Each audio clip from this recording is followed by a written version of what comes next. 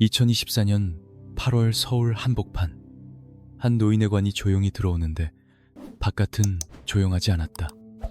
경찰이 서 있었다.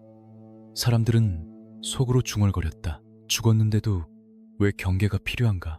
더 이상 숨도 쉬지 않는 사람이 왜 산 사람들의 어깨를 굳게 만드는가? 영정 앞에 꽃이 쌓였다.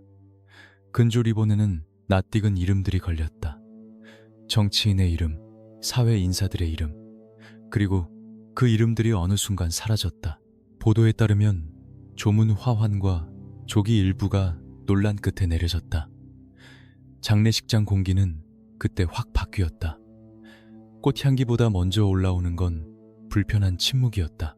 누군가는 말을 삼키고 누군가는 시선을 피했다. 여기선 애도의 언어보다 더 무거운 관계가 먼저 움직였다. 그 노인의 별명은 신상사였다. 신상현. 1953년 제복을 벗었다고 알려진 뒤 1954년 명동으로 올라왔다. 중앙극장 주변, 네온이 돈을 부르는 거리, 전쟁의 그 흐름이 남아있던 서울에서 명동만큼은 빠르게 번쩍였다. 번쩍임은 곧 질서였다. 누가 문을 열고, 누가 자리를 지키고, 누가 웃고, 누가 돈을 걷는지 그 질서 위에 신상사파라는 이름이 얹혔다. 사람들은 늘 그를 화려한 명동의 주인처럼 기억하려 한다. 하지만 화려함은 가면이다. 가면 뒤에서 돌아가는 건 숫자다, 목록이다. 그리고 명동의 밤에는 늘 이런 말이 떠돌았다. 검은 장부. 실물이었는지 상징이었는지는 아무도 확답하지 못한다.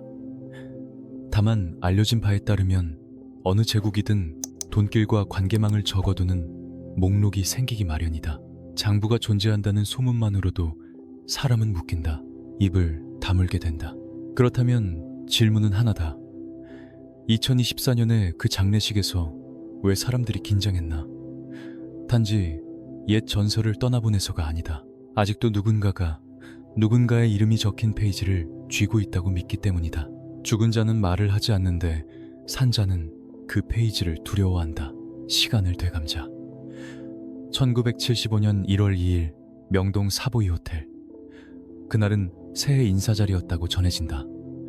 로비의 불빛이 유난히 밝고 웃음소리가 유리문에 부딪히던 밤. 그런데 그 환한 공간에서 명동의 규칙이 깨졌다. 보도와 전원에서 반복되는 표현이 있다. 사보이 호텔 습격 사건, 신상사파의 모임을 겨냥한 충돌, 공격적인 범호 난파, 혹은 조양은 라인으로 묘사되곤 한다. 호텔 로비는 골목이 아니다. 누구나 보게 된다. 그래서 더 치명적이다. 체면이 찢어진다. 신상사의 제국이 처음으로 공개적으로 흔들린 밤. 그날 이후 사람들의 눈빛이 달라졌다고 한다. 저 제국도 꺾일 수 있구나. 명동도 갈라질 수 있구나. 소문은 칼이 아니라 바람처럼 퍼진다. 그리고 바람은 항상 한 방향으로만 불지 않는다. 내부로도 들어간다. 그때부터 검은 장부라는 말이 더 진해졌다. 제국이 흔들릴수록 사람들은 묻는다. 누가 이 판에 돈길을 적어두었나?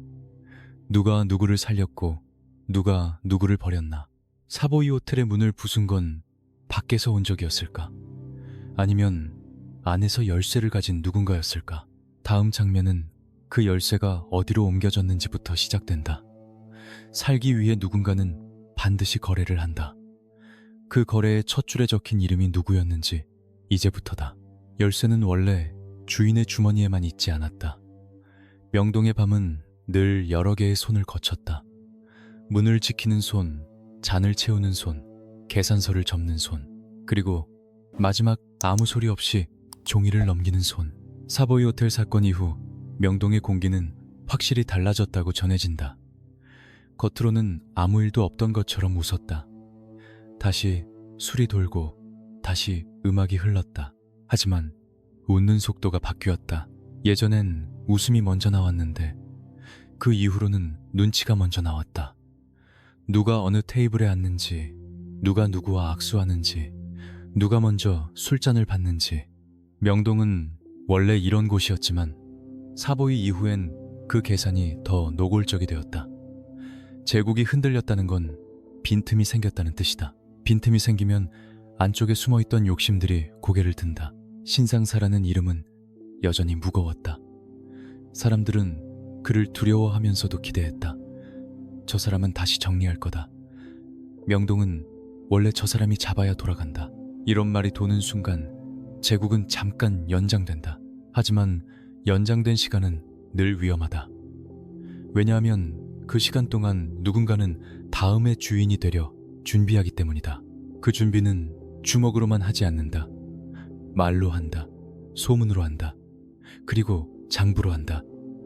검은 장부가 실물인지 상징인지 그건 중요하지 않다. 중요한 건 그 단어가 사람의 목을 조인다는 사실이다. 장부가 있다더라. 이 한마디면 술자리는 얼어붙는다. 누가 쥐고 있대? 이 질문이 나오면 친구였던 사람도 갑자기 남이 된다. 누구도 정확히 말하지 못한다. 하지만 모두가 존재를 믿는다. 믿는 순간 이미 장부는 힘을 가진다. 명동의 돈길은 한 줄로 흐르지 않는다. 중앙극장 주변의 골목, 호텔, 로비룸의 뒷문 주차장, 택시줄. 그 사이를 오가는 건 현금과 사람이다. 그리고 사람과 사람 사이엔 늘 부탁과 약속이 붙는다. 신상사파가 명동에서 버틴 건 폭력 때문만이 아니라 이 부탁과 약속의 줄을 쥐고 있었기 때문이라고 알려진다. 오늘은 누구를 살려주고 내일은 누구를 밀어내고 그렇게 관계망이 쌓인다. 관계망이 쌓이면 언젠가 누군가는 그것을 정리하고 싶어진다. 정리한다는 말은 곧 장부를 만든다는 말이다. 그런데 여기서 한 가지 이상한 장면이 나온다. 사보이 호텔 사건이 밖에서 들어온 공격으로만 설명되는데도 명동 바닥에서는 이런 말이 붙었다. 문이 너무 쉽게 열렸대. 그 말은 누가 퍼뜨렸을까? 공격한 쪽의 과시일까? 아니면 안쪽에서 누군가가 흘린 신호일까? 기록에 따르면 큰 충돌 뒤에는 늘 내부 정리가 따라온다. 누가 책임을 지고 누가 자리를 잃고 누가 더 가까이 붙는지 이 과정에서 가장 무서운 건 정리가 아니라 의심이다. 의심은 조직을 좀먹는다. 신상사파 안에서도 바깥에서도. 그리고 의심이 가장 먼저 향하는 곳은 늘 장부를 다루는 사람이다. 돈을 만지는 손, 숫자를 아는 입, 그 입이 열리는 순간 제국은 무너진다. 그래서 제국은 그 입을 지키려 한다. 하지만 동시에 제국 안에 누군가는 그 입을 팔아 살아남으려 한다. 형님들, 여기서부터 진짜가 시작입니다. 사보이 사건 이후 누군가가 명동의 목록을 들고 움직였다는 소문이 돌았습니다. 그 소문이 어디서 시작됐는지 딱 한 가지 단서가 남습니다. 2024년 장례식장에서 내려졌던 그 이름들. 왜 그 이름들이 하필 그날 그렇게 빨리 사라졌을까요? 다음 이야기는 그 이름을 먼저 지우자고 말한 사람이 누구였는지로 이어집니다. 그 사람이야말로 장부의 첫 페이지를 넘긴 자일 테니까요. 이름을 지우는 건 쉽다. 꽃을 치우면 된다. 리본을 떼면 된다. 하지만 한 번 적힌 이름은 사람들 머릿속에서 지워지지 않는다. 더구나 왜 지웠는지라는 질문이 남는다. 장례식장 문을 나서는 순간부터 그 질문은 다시 명동으로 되돌아간다. 명동은 기억을 잘한다. 한 사람의 얼굴보다 한 사람의 자리를 더 오래 기억한다. 신상사가 자리 잡았던 1950년대 중반 중앙극장 주변은 밤마다 작은 전쟁터였다. 총 대신 주먹, 군화 대신 구두. 사람들은 전쟁이 끝났다고 했지만 거리의 싸움은 끝나지 않았다. 다만 명분이 바뀌었을 뿐이다. 질서를 잡는다. 손님을 지킨다. 우리 구역을 지킨다. 말은 그럴싸했다. 그리고 그런 말이 가장 잘 먹히는 때가 있다. 국가가 아직 거칠고 법이 아직 멀 때다. 신상사는 그 틈에서 왕이 되었다고 알려진다.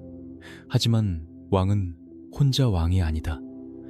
왕의 주변엔 늘 계산하는 사람, 다리를 놓는 사람, 뒤를 치우는 사람이 있다. 그 사람들은 주먹보다 더 무섭다. 주먹은 한 번 쓰고 끝나지만 관계는 계속 남는다. 그래서 명동의 진짜 권력은 종종 링 위가 아니라 장부 위에서 결정된다. 검은 장부라는 말이 왜 이렇게 오래 살아남았는지 그 이유가 여기에 있다. 명동의 돈길은 단순하지 않았다. 낮에는 영화표가 팔리고 밤에는 술이 팔렸다. 겉으론 문화의 거리, 속으론 거래의 거리. 누가 어떤 가게를 밀어주고, 누가 어떤 문을 열어주고, 누가 어떤 손님을 데려오고, 누가 어떤 문제를 덮어주는지. 그런 것들이 쌓이면 어느 순간 지도가 된다. 그리고 지도는 누군가에게는 보호막이지만 누군가에게는 칼날이다. 사보이 호텔 사건 이후 그 칼날이 더 선명해졌다고 전해진다. 공개된 공간에서 체면이 찢겼다는 건 명동 전체가 구경했다는 뜻이다. 구경한 사람들은 각자 결론을 내린다. 이제 신상사 시대가 끝나는 거 아니야. 아직 아니야. 그래도 저 사람은 버틴다. 이 갈림길에서 누군가는 붙고 누군가는 떨어져 나간다. 떨어져 나간 사람이 가장 먼저 하는 일은 뭘까? 새 주인을 찾는 게 아니다. 먼저 예전 주인의 비밀을 흘린다. 그래야 값이 올라가니까. 여기서부터 내부자라는 존재가 등장한다. 이름은 없다. 얼굴도 없다. 다만 행동만 남는다. 갑자기 경찰의 시선이 특정한 문으로 향하고 특정한 가게가 조용히 문을 닫고 특정한 사람이 명동에서 모습을 감춘다. 기록에 따르면 조직 세계에서 가장 흔한 몰락은 총이나 칼이 아니라 말에서 시작된다. 말이 증거가 되고 증거가 목록이 되면 제국은 스스로 무너진다. 그런데 장부가 진짜로 열리는 순간은 언제일까? 누군가가 내가 다 안다 라고 말하는 순간이 아니다. 오히려 그 반대다. 누군가가 아무것도 모른다고 말하면서 대신 조용히 움직이는 순간이다. 전화 한 통, 만남 한 번, 돈봉투 한 번. 그리고 사람들은 뒤늦게 깨닫는다. 아, 누군가 거래를 시작했구나. 살기 위해 누군가를 팔았구나. 2024년의 장례식 논란이 더 서늘했던 이유도 그거다.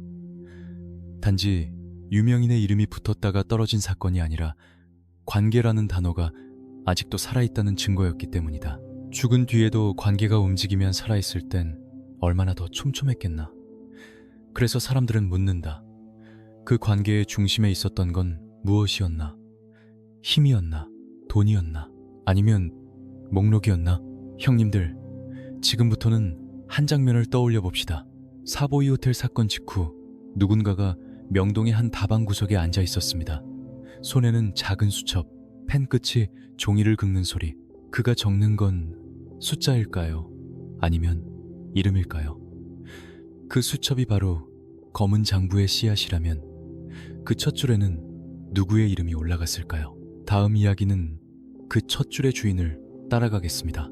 왜냐하면 첫 줄에 적힌 사람부터 가장 먼저 지워지기 마련이니까요. 첫 줄에 적힌 사람은 대개 가장 빨리 사라진다. 명동은 그런 도시였다. 오늘은 네온 아래 웃던 사람이 내일은 골목 끝에서 이름만 남는다. 그리고 이름이 남는 이유는 하나다. 누군가가 기억하기로 했기 때문이다. 아니, 누군가가 기억을 이용하기로 했기 때문이다. 사보이 호텔 사건 이후 명동의 밤은 두 겹으로 나뉘었다.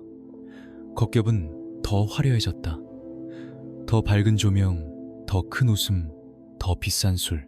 사람들이 흔들리는 제국을 못 본 척하려면 빛을 더 세게 켜야 한다. 하지만 속겹은 더 어두워졌다. 만나야 할 사람은 더 깊은 방으로 들어갔고 해야 할 말은 더 낮은 목소리로 바뀌었다. 그리고 그 어둠 속에서 가장 많이 오간 단어는 정리였다. 정리. 이 말은 참 편하다.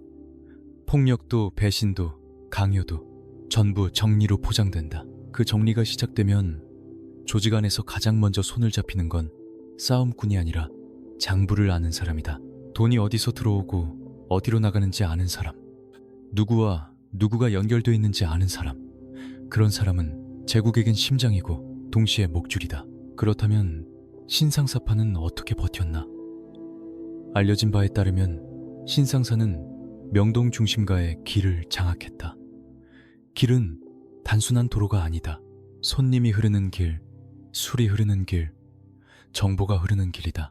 그 길을 쥐면 싸움 한 번 없이도 사람을 굴복시킬 수 있다. 누군가의 장사를 막을 수도 있고 누군가의 손님을 끊을 수도 있다. 그래서 명동의 힘은 늘 주먹과 숫자가 같이 움직였다. 하지만 사보이 사건은 그 균형을 흔들었다. 공개된 장소에서의 충돌은 경찰의 시선을 불러온다. 그리고 경찰의 시선은 늘 한 곳에 꽂힌다. 돈줄, 관계망, 제국의 뿌리. 그때부터 명동에는 누가 먼저 털릴까라는 불안이 퍼진다. 이 불안이 퍼지면 사람들은 두 가지 선택을 한다. 끝까지 붙거나 먼저 빠져나가거나. 먼저 빠져나가려면 보험이 필요하다. 그 보험이 바로 정보다. 여기서 다시 검은 장부가 등장한다. 장부가 실물로 존재했는지 혹은 소문이 만들어낸 상징인지 확언할 수는 없다. 하지만 조직의 세계에서 장부란 결국 살아남는 기술이 된다. 누군가는 장부를 만들어 충성을 강요하고 누군가는 장부를 들고 탈출을 준비한다. 장부는 칼이 아니다. 칼은 들키면 끝이다. 장부는 들켜도 거래가 된다. 그래서 더 무섭다. 그런데 명동 바닥에는 이런 말도 돌았다. 장부는 밖으로 안 나간다. 안에서만 돈다. 이 말이 진짜라면 장부의 첫 페이지는 경찰이 아니라 내부자 손에서 넘어갔다는 뜻이다. 내부자는 누구일까? 대장이 아닐 수도 있다. 오히려 대장 옆에서 조용히 듣고 조용히 기록하던 사람. 술자리에 늘 있되 말이 없던 사람. 한 번도 주먹을 휘두르지 않았지만 모든 주먹의 이유를 알고 있던 사람. 2024년 장례식에서 이름들이 내려갔던 장면을 기억해보자. 그건 손절이 아니라 정리였다. 누군가가 신호를 줬고 누군가가 빠르게 움직였고 누군가가 책임을 피했다. 그 리듬은 명동의 오래된 리듬과 닮아있다. 위험이 오면 먼저 관계를 끊는다. 그리고 관계를 끊을 때 가장 먼저 버려지는 건 증거가 될 수 있는 것이다. 화환의 이름도 장부의 이름도 결국 같은 운명이다. 형님들, 지금 이 순간 하나만 묻겠습니다. 사보이 호텔 로비에서 처음 깨진 건 유리문이었을까요? 아니면 신상사파 내부의 믿음이었을까요? 다음 이야기는 그 믿음이 깨진 틈으로 누가 들어왔는지, 그리고 누가 가장 먼저 첫 줄을 지웠는지를 따라갑니다. 그 사람이 움직인 순간 검은 장부는 이미 열려 있었으니까요. 믿음이 깨진 틈은 좁다. 하지만 한번 금이 가면 바람은 끝없이 들어온다. 사보이 호텔 사건 이후 신상사파 주변에서 가장 먼저 달라진 건 주먹의 각도가 아니었다. 사람들의 말투였다. 더 공손해졌고 더 느려졌고 더 계산적이 됐다. 그리고 그 말투 속엔 한 문장이 숨어 있었다. 나는 너 편이야. 하지만 혹시 모르지. 명동의 밤은 늘 이중장부로 돌아간다. 겉으로는 웃음과 건배, 안쪽으로는 누가 누구를 만나고 누가 누구에게 빚을 졌고 누가 누구에게 등을 돌렸는지. 알려진 바에 따르면 신상사는 전쟁 이후 명동에서 세력을 키우며 중앙극장 일대를 거점으로 삼았고 그 이름 아래 사람들이 모였다. 그 모임이 커질수록 기록해야 할 것도 많아진다. 돈이 오가면 흔적이 생긴다. 흔적이 쌓이면 목록이 된다. 목록이 생기면 그 목록을 가진 사람이 판을 움직인다. 그래서 사보이 사건이 남긴 진짜 후유증은 패배가 아니라 기록이었다. 그날 이후 누군가가 상상하기 시작한다. 만약 경찰이 진짜로 들어오면 어떡하지? 만약 내가 먼저 잡히면 누가 나를 버릴까? 만약 내 이름이 그 목록에 있으면 나는 끝인가? 그리고 이런 상상이 시작되는 순간 내부자는 탄생한다. 내부자는 처음부터 배신자가 아니다. 내부자는 먼저 살아남으려는 사람이다. 살아남기 위해 오늘의 의리를 내일의 보험으로 바꾼다. 명동의 뒷골목 새벽이 가장 차가울 때가 있다. 해가 뜨기 직전, 불빛은 아직 꺼지지 않았는데 사람들의 체온은 이미 바닥을 친 시간. 그 시간에 누군가가 다방 구석에서 작은 수첩을 펼친다. 손등엔 커피가 묻고 손끝엔 담배 냄새가 배어있다. 종이를 넘기는 소리는 작지만 그 소리는 사람 하나의 운명을 접었다 펼치는 소리다. 이름 하나, 숫자 하나, 날짜 하나. 기록은 감정이 없다. 그래서 더 잔인하다. 보도에 따르면 2024년 8월 신상사의 장례를 둘러싼 논란이 있었다. 이름이 걸렸다가 내려가고 조용히 정리되는 장면이 사람들의 입에 오르내렸다. 누군가는 그걸 두고 이제 끝났다 라고 했다. 하지만 명동은 끝났다는 말에 속지 않는다. 끝났다는 말은 종종 정리 중이라는 뜻이니까. 정리 중이라는 건 아직 살아있는 줄이 있다는 뜻이다. 아직 누군가가 지울 이름과 남길 이름을 고르고 있다는 뜻이다. 형님들, 여기서 잠깐만 댓글로 하나만 남겨주십시오. 만약 당신이 그 시대 명동에 있었다면 당신은 끝까지 붙는 쪽이었을까요? 아니면 먼저 빠져나가려는 쪽이었을까요? 사보이 사건이 제국이 꺾일 수 있다는 신호였다면 그 다음은 늘 같다. 신호를 들은 사람들이 움직인다. 붙는 사람은 더 세게 붙고 떠나는 사람은 더 조용히 떠난다. 그리고 조용히 떠나는 사람은 늘 마지막으로 뒤를 본다. 뒤를 보며 확인한다. 내가 들고 나갈 값이 있는지, 내가 살기 위해 내밀 카드가 있는지. 그 카드가 바로 검은 장부의 한 페이지라면 그 페이지는 누구를 살리고 누구를 죽일까? 아니, 더 정확히 말하자 그 페이지는 누구를 보호하고 누구를 버릴까? 다음 이야기에서는 그 첫 거래가 어디에서 시작됐는지 따라간다. 경찰의 발소리보다 먼저 내부의 속삭임이 먼저였다는 소문. 그 속삭임을 처음 들은 사람은 과연 누구였을까? 속삭임은 늘 문틈에서 시작된다. 명동의 문들은 두껍지만 비밀은 얇다. 사보이 호텔 사건 이후 사람들은 서로를 보며 같은 질문을 삼켰다. 누가 흔들었나? 누가 흔들릴 걸 알았나? 그리고 누가 그 흔들림을 기회로 바꿨나? 기회는 먼저 정보로 온다. 정보는 먼저 사람을 갈라놓는다. 같은 테이블에 앉아도 눈빛이 다르고 같은 술잔을 들어도 손이 다르다. 신상사파 안에서도 바깥에서도 선이 다시 그어졌다. 명동은 원래 선이 많은 동네지만 그때부터는 선이 더 날카로워졌다고 전해진다. 선을 넘는 순간 이름이 지워질 수 있으니까. 검은 장부라는 말이 무서운 이유는 그 안에 적힌 게 범죄만이 아니라는 데 있다. 그 안에는 인간이 있다. 약한 순간, 강한 순간, 구걸한 순간, 거래한 순간. 그래서 장부는 단순한 기록이 아니라 협박이 된다. 하지만 동시에 장부는 보험이 된다. 내가 잡히면 너도 끝이다. 내가 입 열면 너도 같이 간다. 그 한 문장이 사람을 살리고 사람을 죽인다.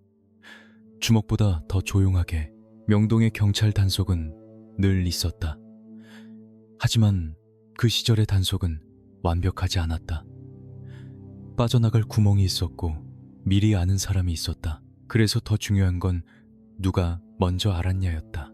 누가 단속 정보를 먼저 잡고 누가 그 정보를 팔고 누가 그 정보를 숨겼는지. 그 흐름이 곧 권력이었다. 신상사가 명동에서 무게를 가졌던 이유도 단지 겁을 줘서가 아니라 흐름을 쥐고 있었기 때문이라는 말이 돌았다. 그런데 흐름은 언젠가 새 주인을 찾는다. 사보이 사건 이후 그 흐름을 둘러싼 경쟁이 더 거칠어졌다고 전해진다. 공개된 충돌은 자존심을 건드리고 자존심은 폭력을 부른다. 하지만 더 무서운 건 폭력이 아니라 정리다. 정리는 조용히 사람을 없앤다. 자리에서 밀어내고 돈줄에서 끊고 관계에서 지운다. 그리고 그 정리의 기준이 되는 게 바로 누가 장부를 쥐고 있느냐다. 여기서 한 가지 장면이 필요하다. 명동의 어느 새벽 룸의 뒷문이 열리고 한 사람이 빠져나온다. 얼굴은 보이지 않는다. 다만 그가 손에 쥔 게 보인다. 얇은 수첩, 너무 얇아서 더 위험한 것. 그 수첩은 칼이 아니다.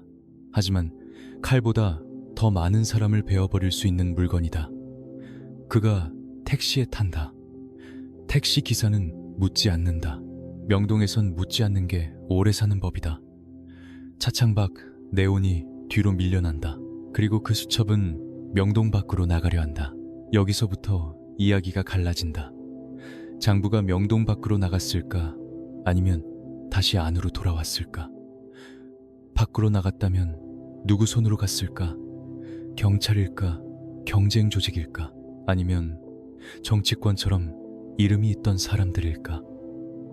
우리는 확언할 수 없다. 하지만 추론은 할 수 있다. 2024년 장례식에서 이름들이 내려간 그 속도, 그건 누군가가 아직도 밖으로 새는 걸 두려워하고 있다는 신호일 수 있다. 형님들, 여기서 질문 하나만 더 던집니다. 장부가 무서운 건 내용이 아니라 장부가 이동한다는 사실입니다. 이동하는 순간 판이 바뀌거든요. 다음 이야기는 그 이동의 흔적을 따라갑니다.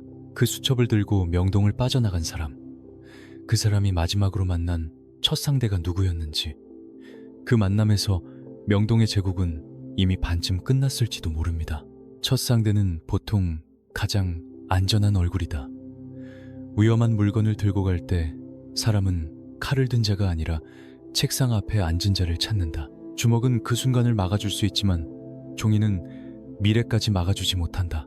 그래서 검은 장부의 첫 거래는 늘 조용한 곳에서 시작된다. 술집이 아니라 사무실, 골목이 아니라 복도, 네온이 아니라 형광등. 명동을 빠져나온 택시는 한참을 달렸다고 한다. 어디로 갔는지는 확인할 수 없다. 하지만 명동 바닥에서 도는 말은 이런 방향이었다. 장부는 돈이 되는 곳으로 간다. 돈이 되는 곳은 어디인가? 경찰일 수도 있고 경쟁 조직일 수도 있고 더 위쪽일 수도 있다. 위쪽이라면 무엇을 뜻하나 이름이 있는 곳. 명동이 겁내는 건 결국 주먹이 아니라 이름이다. 이름은 법을 부르고 법은 철문을 부른다. 사보이 사건 이후 신상사파가 버틴 시간은 힘만으로 설명되지 않는다. 알려진 바에 따르면 그 시절 명동의 중심가에는 다양한 이해관계가 얽혀 있었다. 상가극장, 호텔룸, 그리고 그 주변을 도는 돈. 그 돈은 누군가의 생활이고 누군가의 사업이고 누군가의 비자금이기도 하다. 그래서 명동은 단순한 폭력의 무대가 아니라 거래의 교차로였다. 교차로에는 신호등이 필요하다. 그 신호등이 바로 관계였다. 검은 장부를 들고 간 사람은 그 관계의 신호등을 팔러 간 셈이다. 이 길은 당신 이름으로 열렸습니다. 이 문은 당신 사람으로 닫혔습니다. 이런 문장이 적혀 있다면 장부는 곧 통행증이 된다. 그러나 통행증은 동시에 협박장이다. 받는 사람도 기분이 나쁘다. 손에 쥐는 순간 책임이 따라온다. 그래서 첫 상대는 반드시 조심스럽다. 잘 받는 척하면서 빨리 처리하려 한다. 문제는 그 처리 방법이다. 태워버릴까, 숨길까, 돌려보낼까, 아니면 더 큰 손에 넘길까. 여기서 다시 2024년의 장면이 겹친다. 장례식장에서 이름이 내려간 그 속도는 빠르게 처리하는 습관을 떠올리게 한다. 논란이 되자마자 정리, 질문이 커지기 전에 정리, 불이 붙기 전에 정리, 명동의 방식이다. 그런데 정리는 항상 반대급 불을 요구한다. 누군가는 손해를 본다. 누군가는 버려진다. 누군가는 끝까지 남아 뒤치다꺼리를 한다. 조직에서 가장 비참한 자리는 늘 뒤치다꺼리다. 누구의 편도 아니고 누구의 적도 아닌 채로 책임만 뒤집어 쓴다. 사보이 사건 이후 신상사파 내부에서도 이런 뒤치다꺼리가 시작됐다는 말이 돌았다. 누가 정보를 흘렸나? 누가 문을 열었나? 누가 먼저 도망갈 준비를 했나? 이런 질문은 결국 한 사람에게 꽂힌다. 장부를 다루던 사람, 돈을 만지던 사람, 말이 없던 사람. 그 사람은 어느 날 갑자기 명동에서 사라진다. 그리고 이상하게도 그가 사라진 자리에는 소문이 남는다. 그 사람은 너무 많이 알았대. 형님들, 여기서 진짜 소름 돋는 포인트가 있습니다. 너무 많이 아는 사람은 때로 맞아 죽지 않습니다. 조용히 잊히도록 만들어집니다. 명동에서 잊힌다는 건 생존이 아니라 삭제입니다. 존재가 지워지는 겁니다.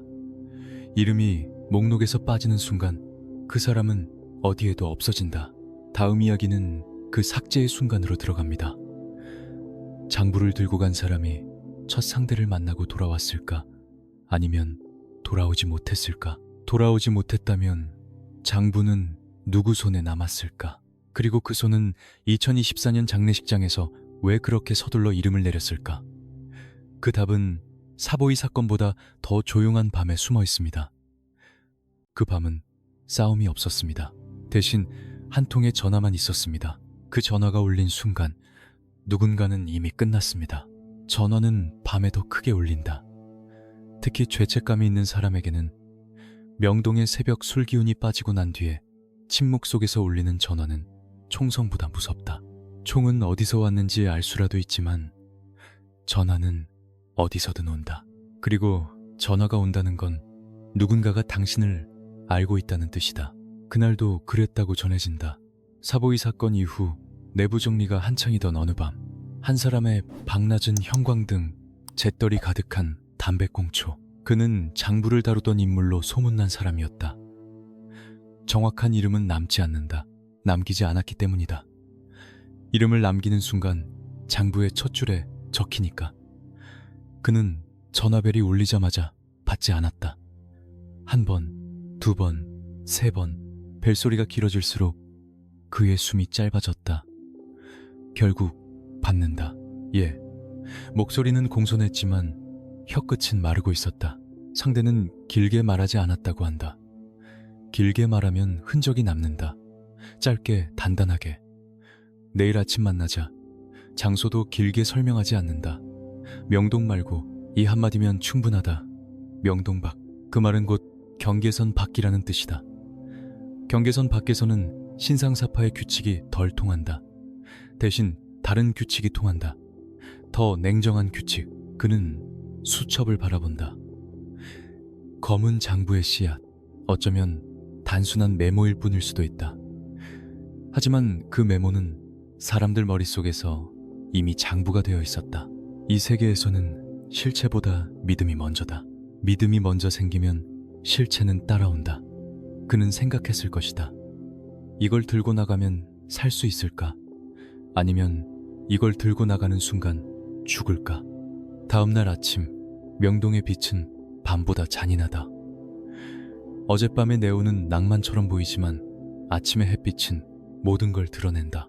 누가 늦게 들어갔는지, 누가 얼굴이 창백한지, 누가 어디를 피하는지. 그는 모자를 눌러 쓰고 나갔을 것이다. 택시는 다시 골목을 빠져나간다. 같은 길이지만 전혀 다른 기분. 어젯밤에는 기회였고 아침에는 심판이다. 만남의 장소는 호텔도 룸도 아니었다고 한다. 사람들 눈이 많은 곳은 피한다. 대신 애매한 곳, 식당 같은 곳, 출근길 인파 속에 섞일 수 있는 곳, 이런 곳에서 거래는 가장 자연스럽게 일어난다. 그는 들어가서 앉는다. 상대는 이미 와 있었다. 정장이었을 수도 있고 코트였을 수도 있다. 중요한 건 옷이 아니라 손이다.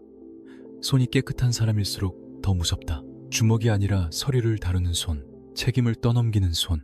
그 순간 그가 내민 건 수첩이었을까? 아니면 말이었을까?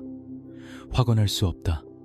하지만 조직의 세계에서는 수첩을 내미는 순간 목숨이 반값이 된다. 왜냐하면 그 수첩을 내민 사람은 이제 배신자로 찍히기 때문이다. 그리고 배신자는 두 편 모두에게 위험하다. 한편에겐 배신의 증거이고 다른 편에겐 불신의 씨앗이다. 배신자를 살려두면 다음엔 나를 판다. 그래서 배신자는 거래가 끝나면 정리된다. 이건 잔인하지만 흔한 공식이다. 너무 흔해서 사람들이 무뎌진다. 형님들, 여기서 하나만 기억해두세요. 명동의 전설이 무너질 때 가장 먼저 죽는 건 왕이 아니라 문지기입니다. 왕은 마지막까지 버텨요. 하지만 문지기는 먼저 버려집니다. 왜냐하면 문지기는 문을 열고 닫는 걸 알기 때문입니다. 그날 이후 그 사람은 명동에서 보이지 않았다는 소문이 돌았다. 누군가는 도망갔다라고 했고 누군가는 정리됐다라고 했다. 어느 쪽이든 결론은 같다. 사라졌다. 그리고 사라진 사람의 자리에 남는 건 다시 장부다. 장부는 주인이 바뀌어도 살아남는다. 오히려 주인이 바뀔 때 더 강해진다. 더 많은 이름이 얹히고 더 많은 숫자가 더해진다.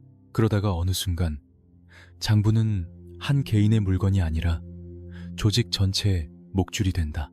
다음 이야기는 그 목줄이 누구 손에 걸렸는지를 밝히는 쪽으로 간다. 사보이 사건은 시작이었다. 하지만 진짜 전쟁은 그 다음이었다. 누가 명동의 목줄을 쥐고 흔들었나? 그리고 2024년 장례식장에서 누가 먼저 이름을 내리게 했나? 그 답은 그날 아침 만남에서 상대가 마지막으로 남겼던 한마디에 숨겨져 있다. 이건 우리만 아는 걸로 하자. 그 말이 나온 순간 이미 두 번째 장부가 만들어졌으니까. 우리만 아는 걸로 하자. 이 말은 약속처럼 들리지만 사실은 족쇄다. 둘만 아는 비밀이 생기는 순간 둘은 같은 배를 탄다. 문제는 그 배가 언제 침몰하느냐이다. 명동의 배는 늘 새벽에 가라앉는다. 사람들이 잠든 시간, 그리고 누군가는 깨어있는 시간. 두 번째 장부. 첫 번째 장부가 수첩이었다면 두 번째 장부는 머릿속이다. 누구를 믿어야 하고 누구를 버려야 하는지, 누가 전화를 걸면 받아야 하고 누가 전화하면 끊어야 하는지, 이런 판단의 목록이 만들어지는 순간 조직은 더 이상 주먹으로만 움직이지 않는다. 공포로 움직인다. 공포는 손에 잡히지 않아서 더 오래 간다. 사보이 사건 이후 명동에서 벌어진 진짜 싸움은 거리의 싸움이 아니라 기억의 싸움이었다. 누가 그날의 이야기를 어떻게 말하느냐. 우리가 당했다라고 말하면 약해진다. 우리가 정리했다라고 말하면 강해진다. 그래서 모두가 말을 다듬는다. 말을 다듬는 순간 거짓이 생긴다. 거짓이 생기는 순간 그 거짓을 지킬 사람이 필요해진다. 그 사람이 바로 장부를 쥔 사람이다. 장부는 사실을 적는 게 아니라 거짓을 유지하기 위해 존재하기도 한다. 그리고 거짓을 유지하는데 가장 좋은 방법은 관계를 늘리는 것이다. 관계가 많아지면 책임이 분산된다. 책임이 분산되면 누구도 끝까지 책임지지 않는다. 명동의 밤에서 가장 비싼 건 술이 아니라 관계다. 그래서 신상사라는 이름은 오랫동안 버텼다. 이름이 버티는 동안 사람들은 그 이름에 기대어 산다. 기대어 살면 떠날 수 없어진다. 떠날 수 없으면 더 깊이 묶인다. 묶이는 만큼 장부는 두꺼워진다. 그러다 2024년 장례식에서 벌어진 장면이 다시 떠오른다. 이름들이 내려갔다. 그건 애도의 방식이 아니라 위험 관리였다. 위험이 감지되면 관계를 정리한다. 관계를 정리하면 흔적을 줄인다. 흔적을 줄이면 질문이 줄어든다. 질문이 줄어들면 장부는 다시 조용해진다. 하지만 조용해졌다는 건 끝났다는 뜻이 아니다. 조용해졌다는 건 숨었다는 뜻이다. 형님들 명동의 전설이 정말 끝났다면 왜 2024년에도 이름을 내렸을까요? 끝난 사람은 논란이 되어도 그냥 지나갑니다. 그런데 누군가는 급하게 움직였어요. 그 급함은 무엇을 두려워한 걸까요? 한 장의 사진일까요? 한 줄의 기록일까요? 아니면 오래된 약속이 다시 살아나는 걸까요? 이제 이야기는 다시 1975년으로 돌아간다. 사보이 호텔 사건은 공개된 충돌이었다. 하지만 공개된 충돌 뒤에는 반드시 비공개 정리가 따른다. 비공개 정리는 기록으로 남지 않는다. 대신 소문으로 남는다. 그리고 소문은 늘 같은 문장으로 끝난다. 그 사람 어느 날부터 안 보이더라. 안 보이는 순간 사람들은 상상한다. 도망갔나? 잡혔나? 정리됐나? 상상이 커질수록 그 사람의 가치는 올라간다. 살아있어도 죽어있어도 그 사람은 장부가 된다. 신상사파가 명동에서 유지된 시간 동안 이런 사라짐은 여러 번 반복됐다고 전해진다. 하지만 사라짐이 반복될수록 조직은 약해지지 않는다. 오히려 내부는 더 단단해진다. 왜냐하면 사라짐은 경고가 되기 때문이다. 입 조심해라. 선을 넘지 마라. 우리만 아는 걸로 해라. 이 세 문장이 반복되는 순간 조직은 철문이 없어도 감옥이 된다. 다음 이야기는 그 감옥의 열쇠를 쥔 사람이 누구였는지로 간다. 왕이었나, 문직이었나, 아니면 이름 없는 관리였나. 그리고 그 열쇠가 2024년 장례식장까지 어떻게 이어졌는지. 그 연결고리는 단 하나다. 장부의 한 줄. 그 한 줄에 적힌 이름이 아직도 누군가의 손을 떨게 하고 있다. 그 이름이 무엇인지 다음 장에서 드러난다. 그 이름은 입 밖으로 잘 나오지 않는다. 명동은 이름을 부르는 순간 빚을 갚아야 하는 동네니까.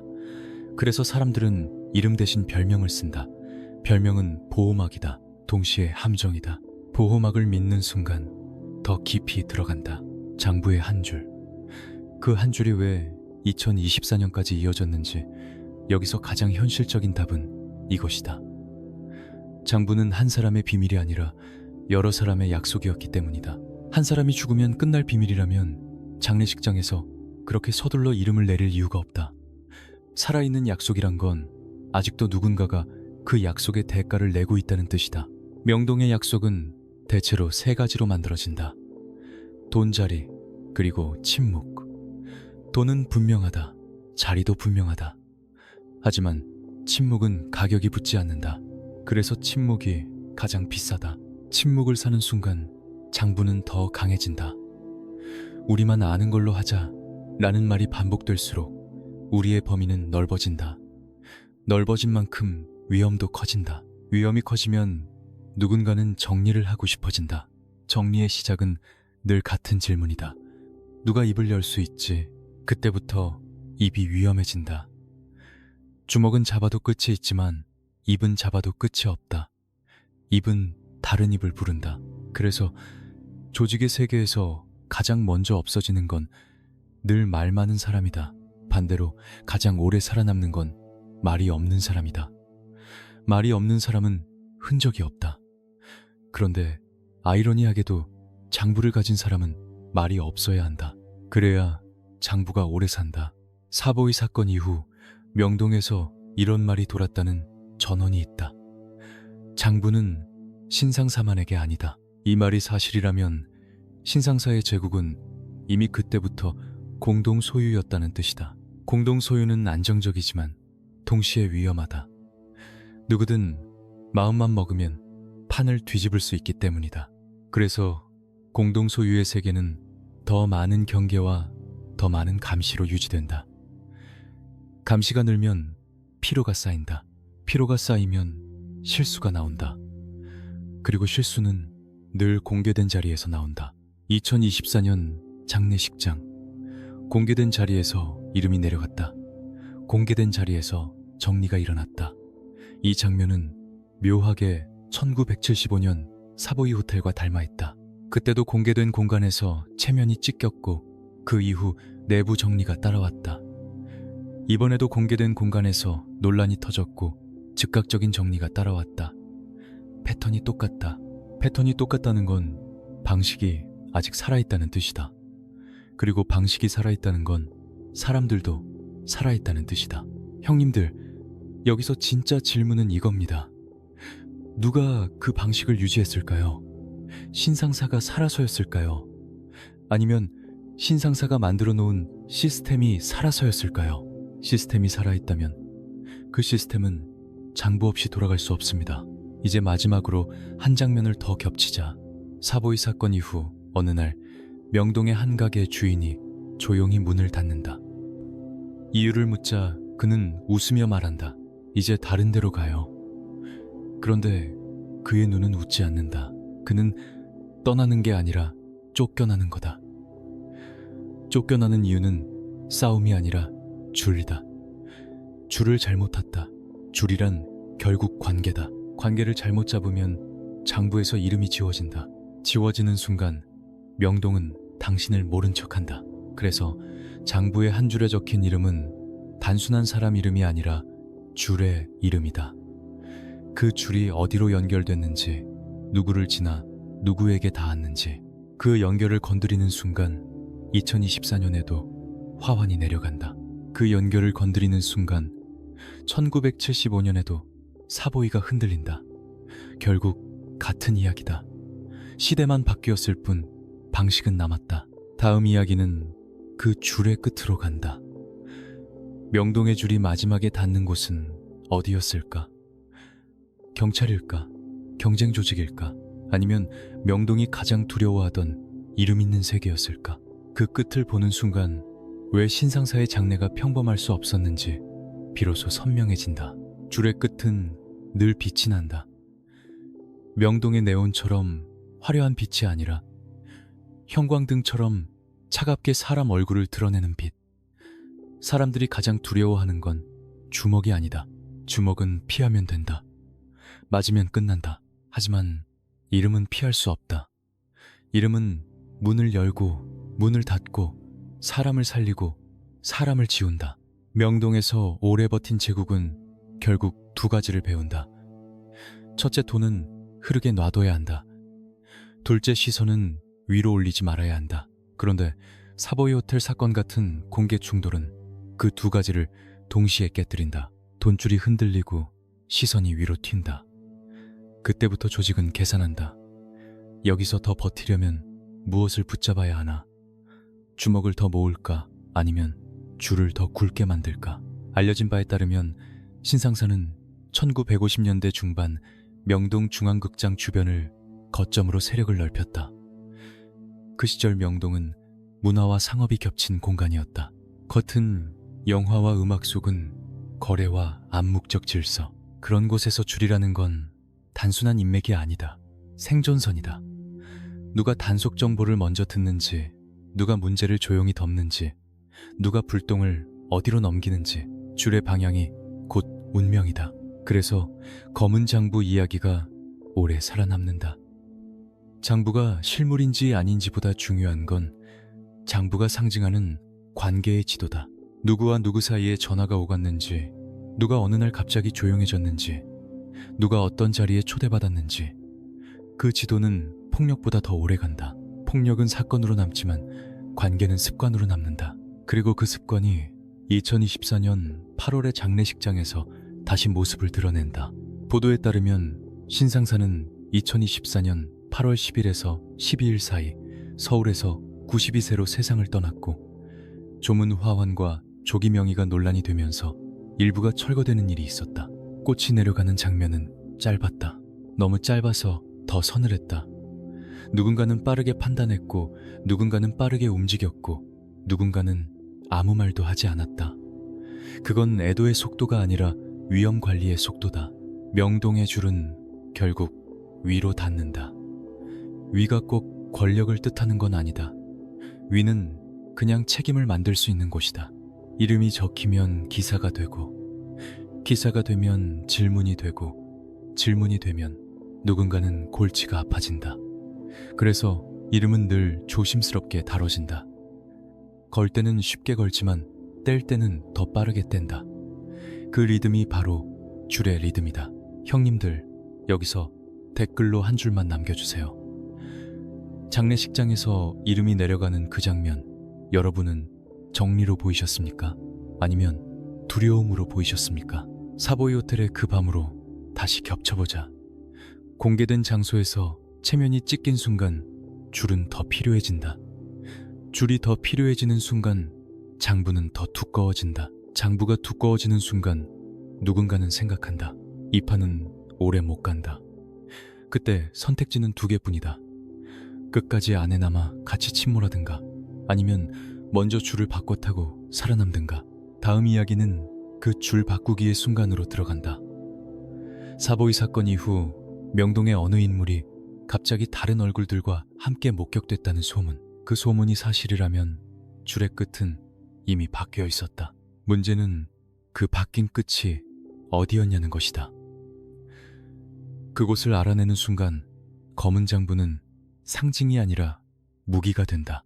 그리고 그 무기가 마지막으로 겨눈 대상이 누구였는지 이제 곧 드러난다. 줄을 바꿔 탄 사람은 두 가지를 숨긴다. 표정과 흔적. 명동에서 표정은 금방 읽히지만 흔적은 오래 남는다. 그래서 바꾸는 순간 반드시 정리가 따라온다. 함께 웃던 얼굴을 멀리하고, 함께 마시던 잔을 치우고, 익숙한 골목을 피한다. 그리고 어느 날부터 그 사람은 명동이 아니라 명동 밖에서 더 자주 보인다. 그런 소문이 돌기 시작했다고 전해진다. 이상하지. 명동에서 먹고 사는 사람이 명동을 피한다. 그건 도망이 아니라 방향 전환이다. 판이 바뀌는 냄새를 맡았다는 뜻이다. 사보이 호텔 사건 이후 공개된 충돌이 남긴 건 상처가 아니라 시선이었다. 시선이 몰리면 위험이 커지고, 위험이 커지면 관계는 더 조용해진다. 조용해지는 관계의 중심에는 늘 같은 물건이 있다. 종이, 메모, 목록, 검은 장부라는 이름으로 불린 그것. 우리는 확언할 수 없다. 장부가 실제로 존재했는지, 누가 썼는지, 어떤 내용이었는지. 다만 이런 건 알려진 바가 있다. 조직이 커질수록 기록은 생긴다. 기록이 생기면 거래가 생긴다. 거래가 생기면 누군가는 살아남는다. 그리고 누군가는 지워진다. 그게 제국의 유지 비용이다. 줄의 끝이 바뀌는 순간은 대개 한 번의 만남으로 결정된다. 눈에 띄지 않는 장소, 눈에 띄지 않는 시간, 그리고 눈에 띄지 않는 대화. 겉으론 아무 말도 안 했는데 돌아서면 모든 게 바뀐다. 명동은 그런 만남을 바람이라고 불렀다. 바람이 불면 간판이 흔들리고, 흔들리면 장부가 두꺼워진다. 왜냐, 흔들리는 사이에 돈이 새고, 새는 돈을 메우려면 더 많은 이름을 적어야 하니까. 그러다 어느 날 한 가지 소문이 유독 빠르게 퍼진다. 그 사람 요즘은 이상한 데서 보이더라. 이상한데, 명동이 아닌 곳, 네온이 아닌 빛 아래. 그 빛은 차갑고 그림자는 길다. 사람들이 그 빛을 떠올릴 때 가장 먼저 생각하는 건 경찰도 라이벌도 아니다. 이름 있는 세계다. 그쪽은 주먹을 싫어한다.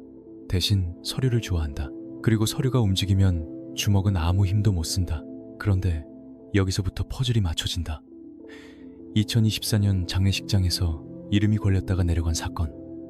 그건 단지 여론 때문만은 아닐 수 있다. 누군가에게는 그 이름 자체가 줄의 끝을 떠올리게 하는 단서였을지 모른다.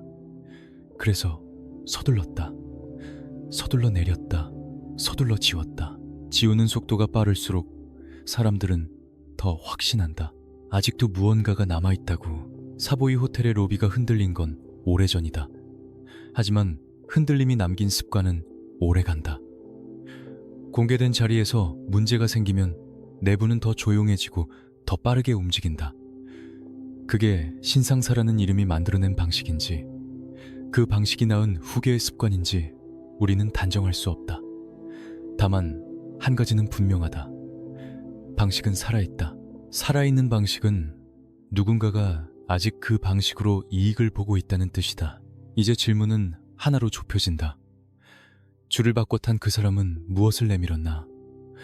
주먹이 아니라 종이를 내밀었나? 종이 한 장이 사람의 인생을 바꾸고 장례식장의 공기까지 바꾸는 세계에서 그 종이의 첫 줄은 누구의 이름이었나? 그리고 그 이름을 가장 두려워한 사람은 왜 2024년 8월 그날 그렇게 급하게 움직였을까? 첫 줄에 적힌 이름이 누구였는지 사람들은 끝까지 말하지 않는다. 말하는 순간 그 이름은 다시 살아난다. 그리고 살아난 이름은 반드시 값을 치르게 만든다. 그래서 명동의 전설은 늘 반쯤만 알려진다. 반쯤만 알려져야 오래간다. 하지만 반쯤 알려진 이야기에도 공통된 냄새가 있다. 두려움이 섞인 정중함, 괜히 더 공손하게 인사하는 사람들, 괜히 더 빨리 자리를 뜨는 사람들. 사보이 호텔 사건 이후 그랬고 2024년 장례식에서도 그랬다. 꽃 앞에서 고개를 숙이면서도 눈은 사람을 본다. 누가 왔는지, 누가 안 왔는지, 누가 이름을 남겼는지, 누가 이름을 지웠는지. 장례식은 애도의 자리지만 명동식 장례는 마지막으로 관계를 확인하는 자리다. 살아있는 사람들의 안전을 위해서. 줄을 바꿔 탄 사람은 결국 값을 올리는 거래를 한다. 나는 너에게 위험을 줄여주겠다. 대신 너는 나를 살려달라. 이 거래에서 위험을 줄이는 건 간단하다. 누군가를 버리면 된다. 누군가의 이름을 장부에서 지우면 된다. 반대로 누군가의 이름을 장부에 올리면 그 사람은 표적이 된다. 그래서 장부는 칼날이 된다. 명동의 어느 구석에서 시작된 작은 수첩이 왜 검은 장부라는 이름으로 커졌는지 여기서 이해된다. 수첩은 사실을 적는 게 아니라 거래의 가치를 적는다. 누군가의 비밀이 얼마인지, 누군가의 침묵이 얼마인지, 누군가의 충성이 얼마인지, 이 세계에서 충성은 값이 붙는다. 값이 붙는 순간 충성은 순수할 수 없다. 사보이 호텔 사건은 제국의 체면을 찢었다. 체면이 찢기면 제국은 더 잔인해진다. 왜냐하면 체면을 회복하려면 누군가를 본보기로 만들어야 하니까. 그 본보기는 대개 내부에서 나온다. 외부를 때리면 전쟁이 커진다. 내부를 때리면 공포가 퍼진다. 공포는 싸움 없이도 질서를 만든다. 그래서 조직은 내부를 택한다. 이때 가장 위험한 사람은 누구인가? 강한 주먹이 아니다. 강한 주먹은 대장이 쓰면 된다. 가장 위험한 사람은 흔적을 가진 사람이다. 전화 기록, 돈 흐름, 만남의 장소, 그리고 장부의 한 줄. 흔적을 가진 사람은 언제든 거래될 수 있다. 그래서 흔적을 가진 사람은 먼저 흔적을 없애려 한다. 흔적을 없애는 방법은 간단하다. 자신을 아는 사람을 없애거나 자신을 아는 기록을 회수하거나 둘 다다. 2024년 장례식장에서 이름이 내려간 장면은 이 오래된 공식을 떠올리게 한다. 기록이 위험해지는 순간 기록을 정리한다. 관계가 위험해지는 순간 관계를 정리한다. 그리고 정리하는 사람은 늘 같은 표정을 짓는다. 아무 일도 아니라는 표정. 그 표정이 가장 무섭다. 왜냐하면 그 표정은 수십 년 동안 같은 일을 해온 사람의 표정이기 때문이다. 형님들, 여기서 잠깐만. 이 이야기가 단순히 옛날 깡패 전설로만 들리십니까? 아니면 아직도 살아있는 방식의 이야기로 들리십니까? 댓글로 한 줄만 남겨주시면 다음 이야기가 더 선명해집니다. 이제 다음 장면으로 들어간다. 사보이 사건 이후 명동의 한 인물이 조용히 내가 책임질게라고 말한다. 그런데 그 말은 책임이 아니다. 통제다. 책임진다는 말로, 사람을 묶고 통제한다는 말로 장부를 쥔다. 그 순간부터 장부는 한 사람의 손에만 있지 않다. 여러 손이 공유하는 비밀이 된다. 공유된 비밀은 더 강하지만 동시에 더 불안하다. 누군가가 불안해지는 순간 또 다른 정리가 시작된다. 다음 이야기는 그 정리의 끝으로 간다. 누가 버려졌고, 누가 남았고, 누가 줄의 끝에 닿았는지, 그리고 그 끝에서 왜 2024년의 꽃들이 그렇게 빨리 내려갔는지. 그 답은 결국 한 줄이다. 장부의 첫 줄. 그 줄이 가리킨 곳은 명동이 가장 두려워하던 방향이었다. 명동이 가장 두려워하던 방향. 그건 칼이나 몽둥이가 아니라 종이에 찍히는 이름이었다. 네온 아래서는 주먹이 왕이지만 형광등 아래서는 서류가 왕이다. 사보이 호텔 사건 이후 그걸 먼저 깨달은 사람이 있었다고 전해진다. 내가 책임질게. 그 말은 사과가 아니었다. 통제의 선언이었다. 책임을 진다는 사람은 결국 책임을 나눠준다. 정확히는 책임을 다른 사람 목에 걸어준다. 그 밤부터 명동의 분위기는 달라졌다. 웃음은 더 커졌지만 자리는 더 빨리 끝났다. 소문은 더 조용해졌고 전화는 더 짧아졌다. 장부라는 단어가 더 자주 떠돌았다. 실물이든 상징이든 누군가가 목록을 쥐고 있다는 믿음. 그 믿음이 사람들의 혀를 자르고 발걸음을 묶었다. 그리고 어느 날 명동에서 이름 없는 관리 같은 사람이 사라졌다는 말이 돌았다. 맞았다는 소리도 없고 잡혔다는 소리도 없다. 그냥 안 보인다. 이 동네에서 안 보인다는 건 가장 무서운 결말이다. 도망이든 정리든 이유는 하나다. 너무 많이 알고 있었다는 것. 너무 많이 알고 있는 사람은 두 편 모두에게 위험하다. 그래서 거래의 마지막은 늘 침묵이다. 소문에 따르면 그 사라짐 뒤에 한 번의 만남이 있었다. 장소는 명동이 아니었다.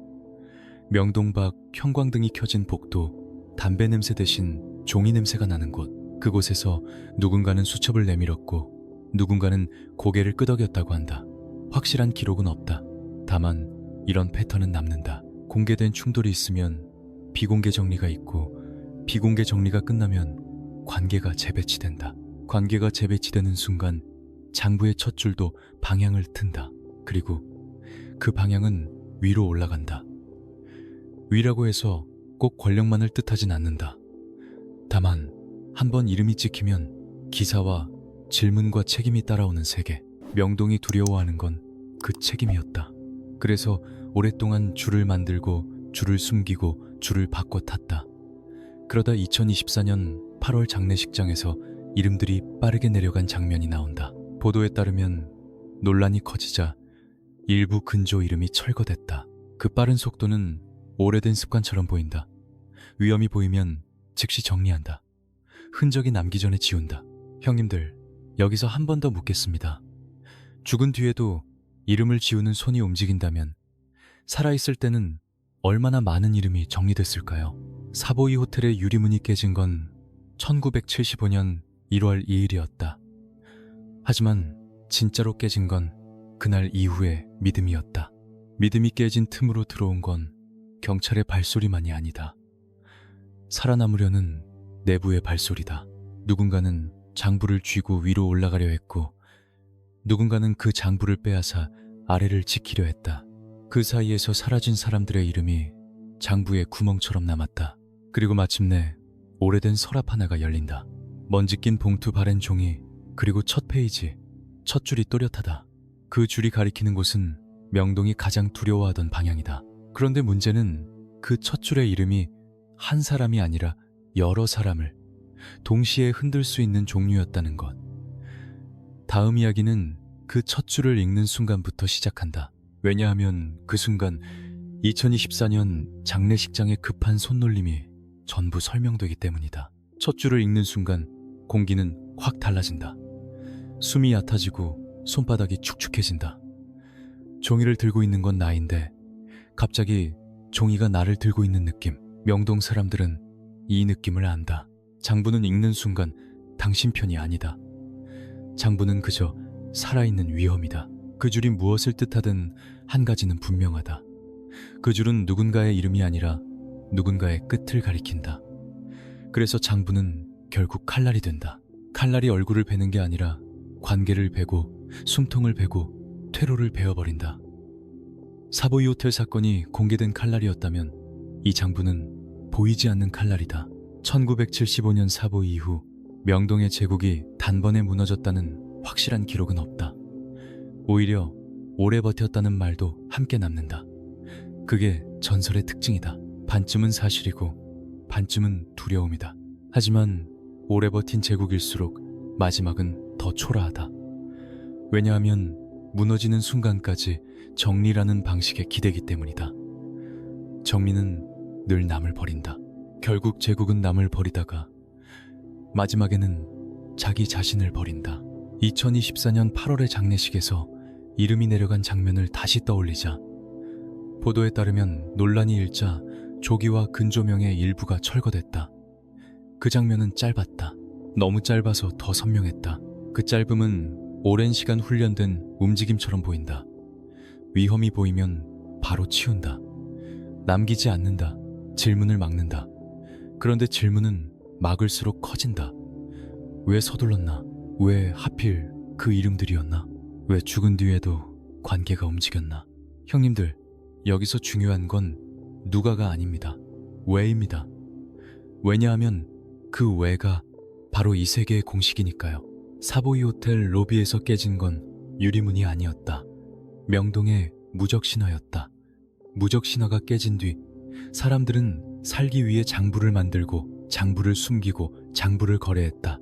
그 과정에서 사라진 사람들은 기억에서 지워졌지만 장부의 빈칸으로 남았다. 빈칸이 많아질수록 장부는 더 무거워졌다. 무거운 장부는 누구 손에도 오래 머물지 않는다. 결국 떠돈다. 떠도는 장부는 모두를 위협한다. 그래서 모두가 동시에 장부를 두려워한다. 그리고 그 두려움이 2024년에도 살아있었다. 이야기는 여기서 한 가지 질문으로 남는다. 신상사라는 이름이 전설로 남은 이유는 그가 강해서였을까? 아니면 그가 만들어 놓은 방식이 강해서였을까? 방식이 강했다면 그 방식은 지금도 어디선가 숨쉬고 있을까? 장례식장에서 이름을 내린 손이 그 방식에 마지막 흔적일까? 아니면 아직도 다음 페이지를 넘기는 손이 남아있을까? 명동의 밤은 끝난 것처럼 보인다. 네온은 바뀌고 사람은 늙고 시대는 변했다.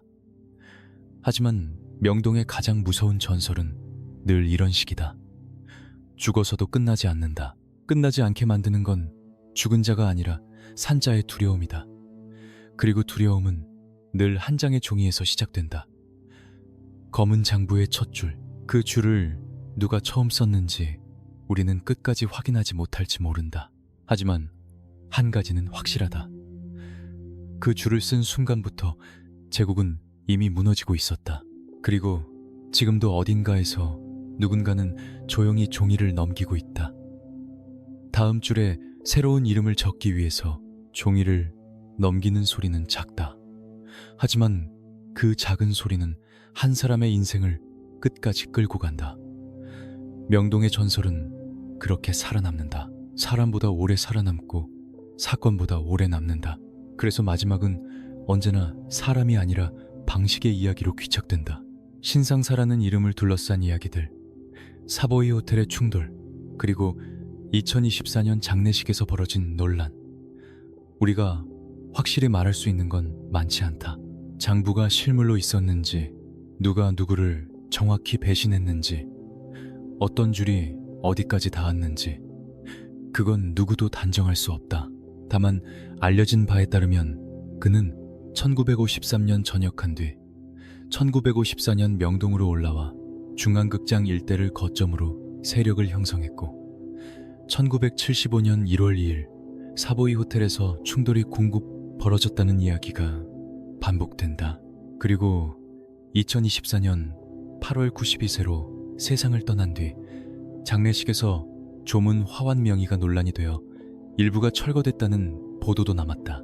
이 세 장면은 서로 다른 시대인데도 하나의 리듬으로 이어진다.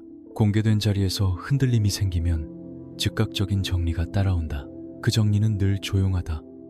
누군가의 얼굴을 때리지 않는다. 대신 누군가의 이름을 뗀다. 누군가의 자리를 비운다. 누군가의 전화를 끊는다. 그리고 그 과정을 아무 일도 아닌 것처럼 처리한다.